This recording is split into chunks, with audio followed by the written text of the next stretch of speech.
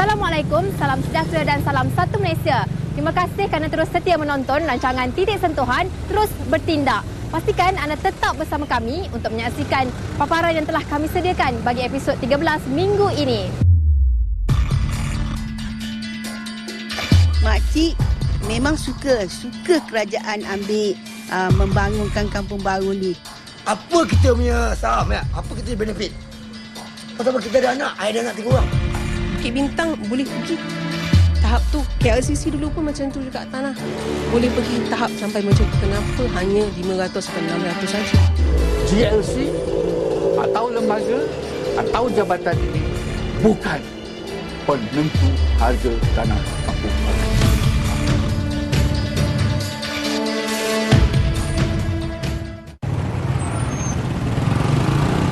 Asas bagi pembangunan sesuatu kawasan tentulah disertai dengan perancangan. Justru setiap perancangan mestilah mencongak masalah yang mungkin akan timbul kemudiannya. Dalam erti kata lain, bukan mudah untuk melaksanakan sesuatu bangunan di kawasan yang telah lama wujud dan mempunyai nilai sejarahnya yang tersendiri. Semuanya ini akan kami paparkan dalam episod 13 minggu ini, iaitu Kampung Baru atau Kampung Lama. Apa kesudahannya? Untuk itu, kita saksikan. Lebih seabad yang lampau, kawasan sekitar Sungai Kelang dan Sungai Gombak di Lembah Kelang mula diteroka sebagai kawasan penempatan. Dalam usaha membangunkan sebuah bandar baru, pentadbiran Kerajaan Negeri Selangor ketika itu memperuntukkan satu kawasan di tepian Sungai Kelang sebagai kawasan perpindahan penduduk. Tanggal 12 Januari 1900, kawasan baru yang dikhaskan bagi masyarakat Melayu itu diberi nama Malay Agricultural Settlement dan kemudiannya lebih dikenali sebagai Kampung Baru mula mengalami banyak perubahan. Jadi kata dulu tanah ni asal-asalnya Kurdia Sultan. Kurdia Sultan ni pun bukan baru. Kalau tak kira daripada dulu sekarang ni rasa saya 100 tahun dah. 100 tahun dulu lah yang diterima oleh Datuk suami saya ni, didaftarkan atas nama Datuk suami saya ni pada tahun 19. Itu saya tengok sendiri dalam logbook. 50 tahun kemudian, pada 18 Januari 1951, satu jawatan kuasa dilantik untuk mengurus tadbir mengikut kuasa perwartaan Kerajaan Negeri Selangor Kanon 50 dan 66 dan seterusnya diperbarui dari masa ke semasa. Bila Datuk Arun, dulu Kampung Baru ni dalam Negeri Selangor, bila Datuk Arun muncul sebagai pemimpin Negeri Selangor, dia tengok ni ada masalah. Apa kesudahannya orang Melayu ni, apa yang dia pegang, tak ada apa yang dia pegang. Datuk Arun keluarkan geran. Allahyarham Datuk Arun keluarkan geran. Jadi geran tu pula, beberapa tahun yang lalu, dia suruh tukar oleh Jabatan Tanah dan Galian Wilayah Persekutuan kepada geran yang lain. Jadi yang tanah-tanah di Kampung Baru ni ada geran lain pula dah. Ganti geran yang dikeluarkan oleh Datuk Arun. Setelah melihat Kampung Baru seolah terpinggir dari arus pembangunan, Persatuan Penduduk menghantar memorandum kepada Perdana Menteri ketika itu, Tun Dr. Mahathir Mohamad pada November 1994 bagi menyelesaikan isu tanah yang masih di bawah kuasa Kerajaan Negeri. Setelah mendapat kelulusan dengan persetujuan Tun Mahathir, penduduk seperti mendapat nafas baru dengan terbitnya Draft Kuala Lumpur 2020 Bandaraya Kampung Baru yang diilhamkan Perdana Menteri keempat itu. Anak Melayu jati Kampung Baru Kuala Lumpur ini tersinggung dan marah dengan apa yang diumumkan baru-baru ini. Bagi mengenal pasti permasalahan sebenar di Kampung Baru, kami meninjau kawasan warisan Melayu ini. Hasil tinjauan dan maklum balas penduduk yang menjadi keluhan dan kemarahan mereka bukannya soal pembangunan.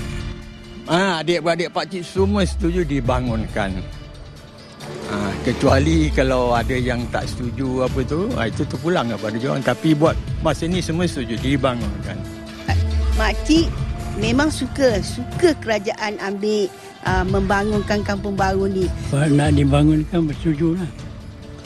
Pasal pakcik adik-beradik pun dah tak ada lagi dah, tinggal seorang je. Kalau nak dibangunkan, bolehlah pakat dengan adik-beradik semua.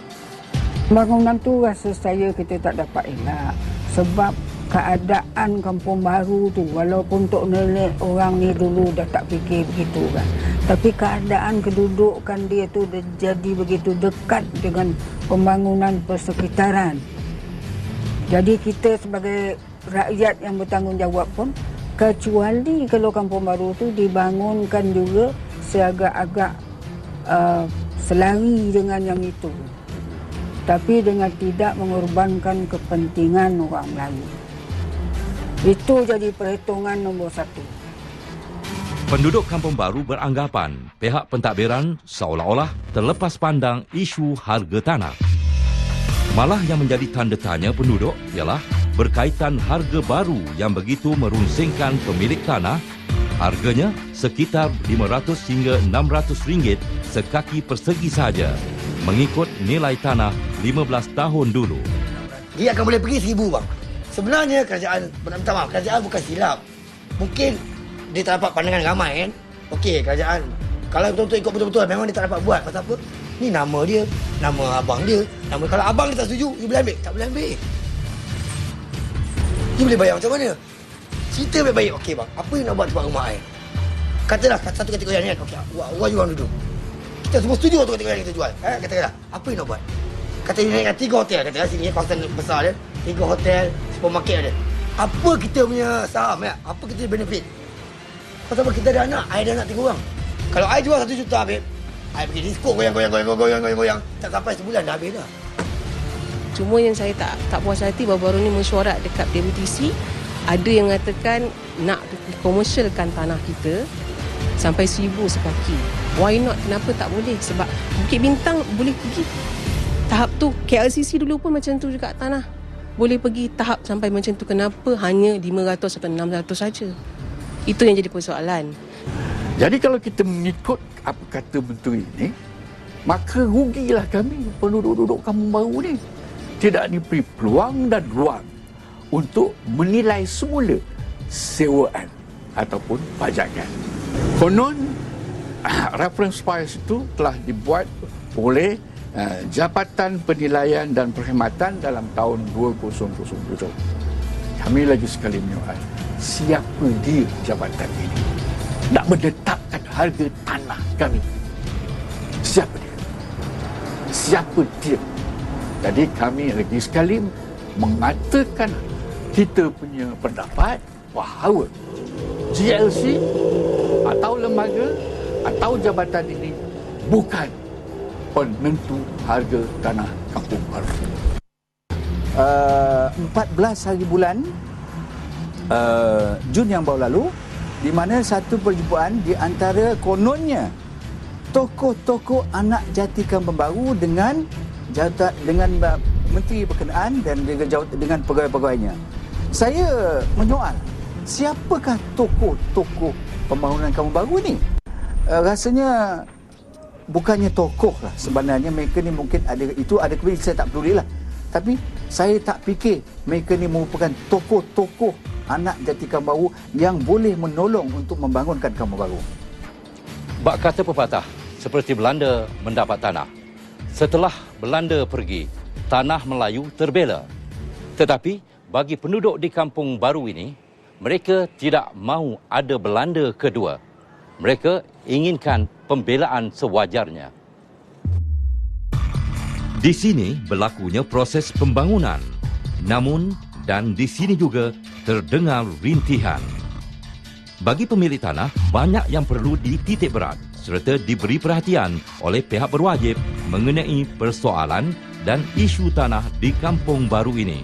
Tapi dengan bersyaratlah kan, penempatan orang Melayu ni jangan dialih-alihkan. Nak bangunlah bahagian depan tu, nak buat kompleks ke apa ke kan. Tapi bahagian belakang tu, buat kalau rumah orang Melayu yang cantik-cantik, buat Kampung Baru ni sebanyak pelancong datang. Tapi kemasukan orang asing tu kan, makcik memang tak berapa setuju. Tuan, hotel Senana tu. Pada tanah tu, apa ni, pembangunan Senana, tanah tu diberi pada Melayu orang yang tolong 13 Mei tu. Apa raja di Senana tu. Tapi sekarang dia buat apartment Senana 1.2 juta. Siapa beli? Singaporean semua banyak beli. Orang baru, duit tak ada bang. Orang Melayu saya kawan baru, tak ada duit mampu beli. Tapi kalau dah macam tu, apa nampak? Apa yang ada tinggal kat bawah-bawah tu? Tak ada Melayu bang. Apa yang dia buat ni, saya sokong. Tetapi jangan pinggirkan Melayu. Ni tanah pusaka, bukan main-main tanah pusaka ni. You salah bagi 1 sen pun, mendapat you. Dituntut oleh, dalam Al-Quran pun ada betul. Apa yang kita nak bagi sekarang ni adalah pantau betul-betul kawan baru. Pantau hak milik betul. Tengok kawasan satu rumah, you tak dapat apa punya. Saya suka dekat sini, pertama kita dikelilingi oleh bandar. Nak pergi mana-mana boleh jalan kaki kalau kuat lagi. Okey.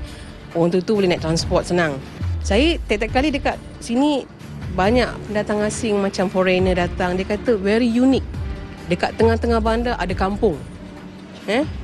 Boleh tengok orang kata zaman-zaman dulu punya. Sebab diorang dah biasa tengok bangunan, diorang dah jemu. Dia kata kenapa tak kekalkan? Saya jawab ini projek kerajaan, kami tak boleh buat apa. Setuju. Yang kaya siapa sayang? Dalam 10 seorang baru satu kan. Yang last sekali. Kita ni masih Islam. Halal haram masih nak dipegang. Bila kita tahu dia kaya. Di mana ke Melayu? Cuba cari. Kalau Mahathir ada nak cakap Melayu tak hilang di dunia, tapi di kampung baru akan hilang. Tengok. Tiap dunia memang tak hilang. Melayu tetap Melayu. Tapi di kampung baru akan hilang. Tengok. Kalau dah diambil-ambil, mana-mana ada duit sangat. Seperti berada dalam situasi serba tak kena. Umpama bidalan lama, takkan terkajang batu sepulau. Mampukah penduduk mempertahankan tanah hak milik mereka? Atau ibarat untung sekarung, rugi seguni. Mengharapkan keuntungan namun tidak seberapa. Yang masih membelenggu fikiran warga Kampung Baru, adakah perlu draft Kuala Lumpur 2020 Lan Bandaraya Kampung Baru dilaksanakan? Tapi bagi saya pun, saya mohonlah kepada orang Melayu, biarlah kita menghadapi satu-satu isu, satu-satu masalah tu dengan fikiran yang rasional, dengan fikiran yang nak mementingkan lagi masa depan anak cucu cicit. Itu yang saya minta.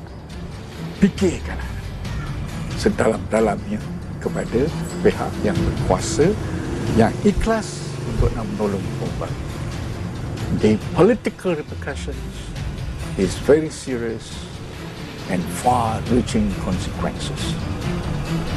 Dengan kata, jika inilah konsep nak dibayangkan untuk kawasan-kawasan Melayu yang lain, sorry Jam,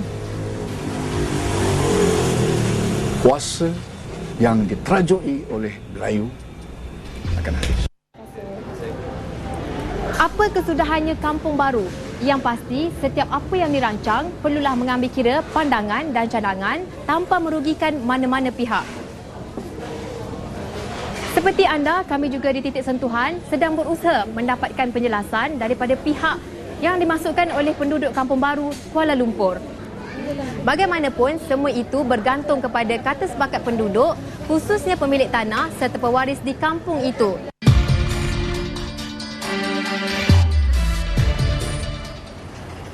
Dengan paparan itu tadi, episod 13 dan musim pertama kami berakhir di sini.